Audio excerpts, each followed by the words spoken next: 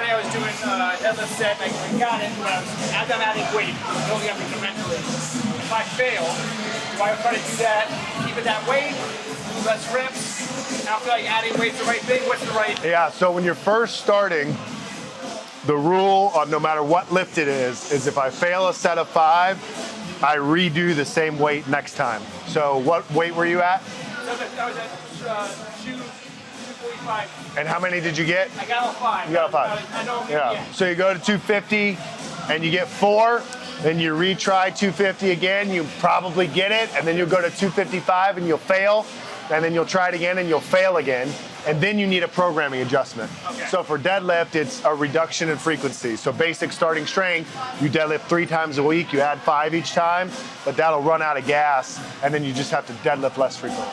How's a novice like me train? What should I do next? Workout A, how's the novice train? Workout A is squat. You can write this down. Well, not on that. Yeah. Squat 3 by 5, 3 sets of 5.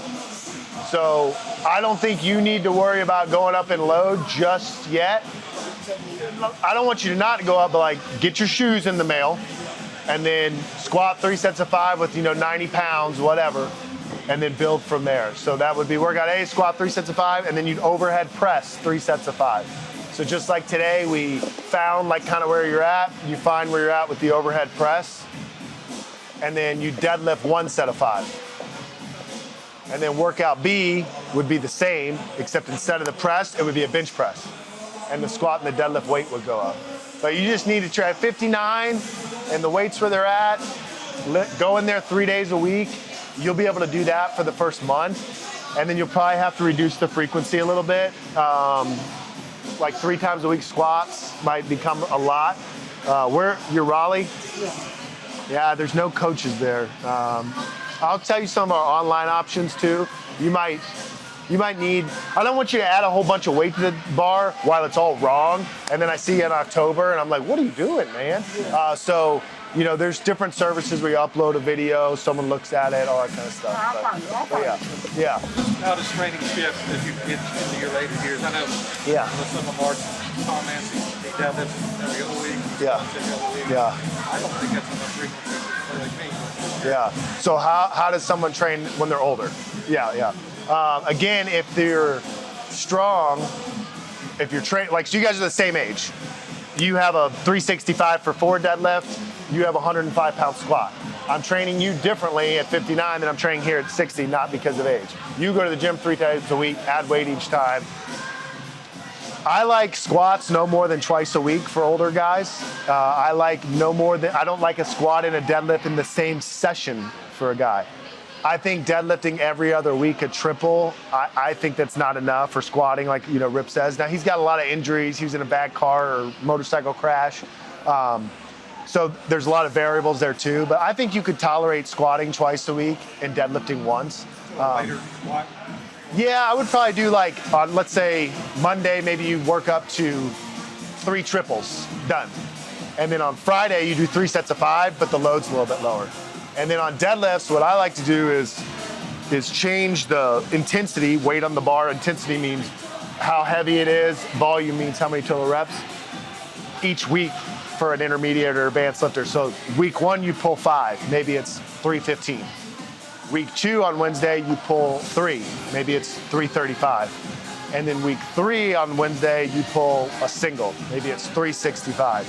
Then each of those weeks has 1 back offset, and that goes up just like the old school add 5. That way, if you pull if you pull a set of 5 really heavy once a week, 3 weeks in a row, I have a feeling you're gonna feel it. But I still want you to deal with new loads though. So does that make sense? So you kind of spread it out, and then you go back week 4, and you take that first set of 5 and you add 5 to it. It's 3. You're adding 5 pounds a month. Right. But you're still seeing load ranges. You're seeing load ranges every 3 weeks. Yeah. I have a question that's not exactly the same, but similar because I'm a little younger, but I think I'm getting close to maxing out my novice or beginner games, and I'm getting crushed on like my Wednesday doing squats and deadlift, and I think that was kind of backing off, like affecting my deadlift. Yeah. So I guess what's your advice to that? So for late novice switching into an intermediate, you're what, 40? 46, okay, yeah. I coach right now 25 people online that, pay me to program them. All of them are between 35 and 65 and they're intermediates. I think I have one guy that does 3 lifts a day. They all do 2 lifts a day. So I think, again, like it all is so dependent, but like I just think you can't squat and deadlift on that middle day anymore. Are you going up each time? Monday, Wednesday, Friday, the squat's always going up? Yeah, I am. I don't think that's going to get too, I don't have a lot more left. Yeah, so I mean, the first, like you always want to change as few variables as possible. So the first thing I'm going to do is Wednesday squat, make it 80%. Okay. So go up on Mondays and Fridays, make it 80%. Run things out for a while. And then it's like, hey, I'm still feeling beat up by the time I get to my deadlift, get rid of that squat. Like we just deadlift. And then you can, I say 2 lifts a day, I mean heavy. So you might squat heavy Monday and bench heavy. And then I'm like, you don't need to deadlift right now. Why don't you do a barbell row? Why don't you do pull-ups? Why don't you do bicep curls? Like those things aren't bad as your third lift. Something that you're still in the gym working, but it's like doing barbell rows for sets of 6 at 225 is a completely different thing than pulling 405 for 5, right? So I would just get out I've too. got all those afterwards. It's just the deadlift. I'm gassed on. Yeah. I think that's how I'd arrange it. I have quite a few questions, but I thought I'd let them go. Oh, well, start peppering them. Rule of thumb when you take time off. Rule of thumb? Yeah, how far back do you go? Like if you take a week off, Yeah. go back 2 workouts and start from there? Or You don't go that. You don't go back.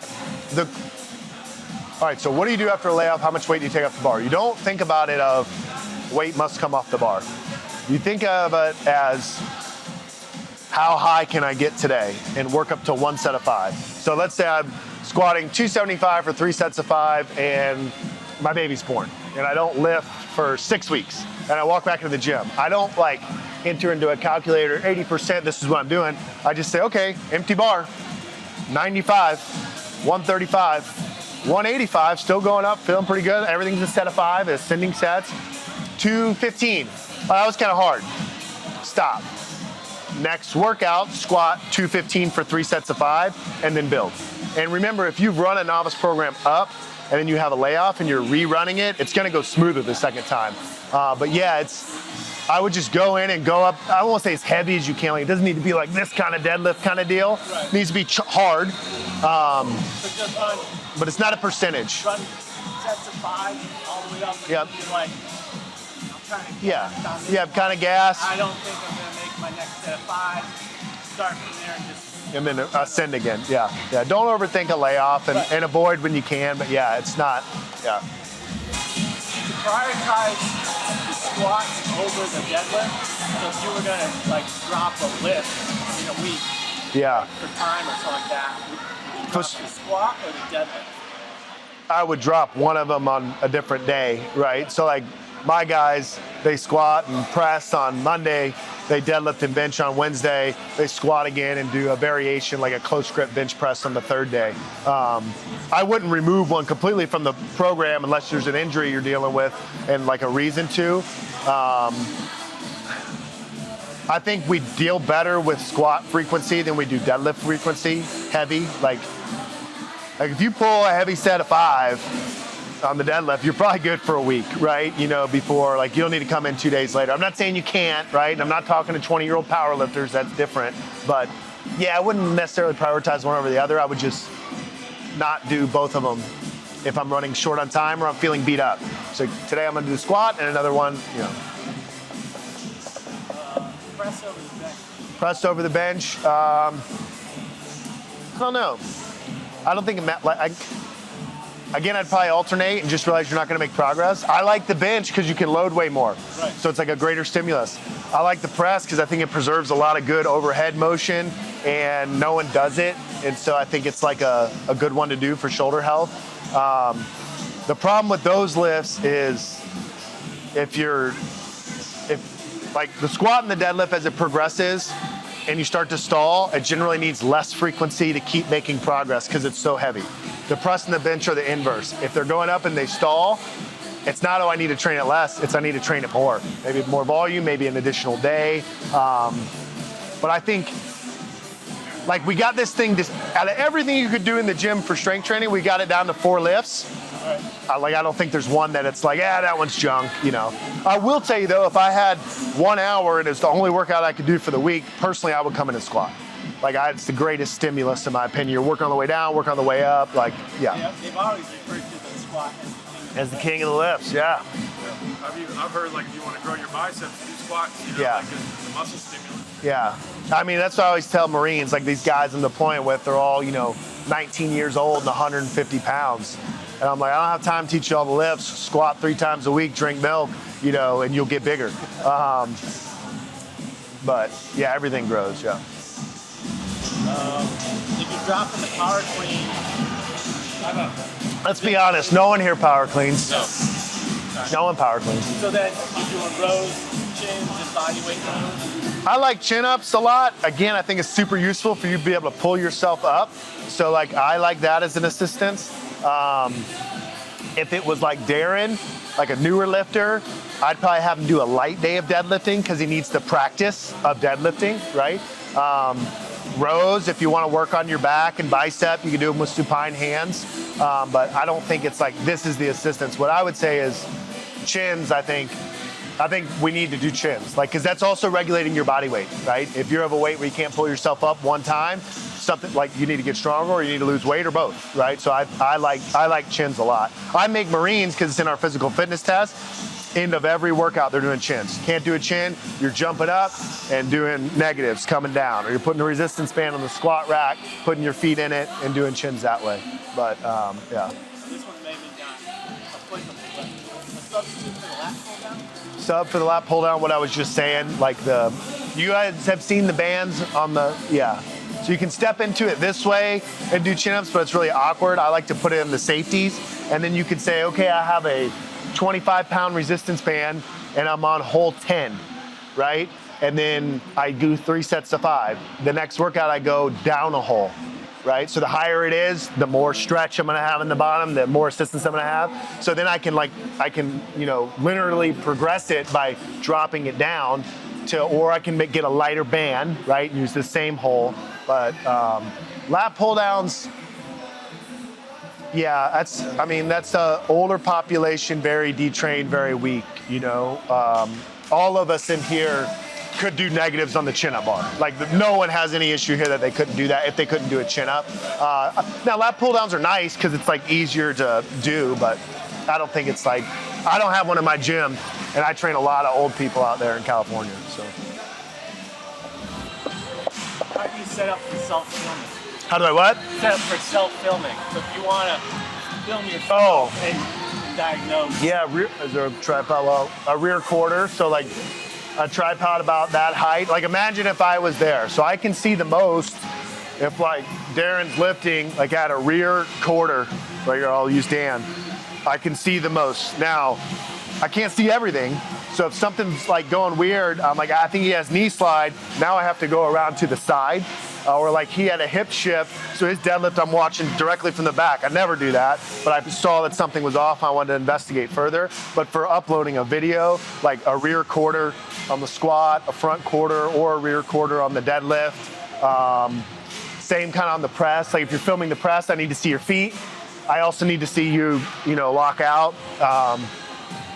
Bench press, front quarter, and I need to be able to see your elbows. So if you're squatting inside a power rack, if those obstructions are blocking your elbows, I can't see.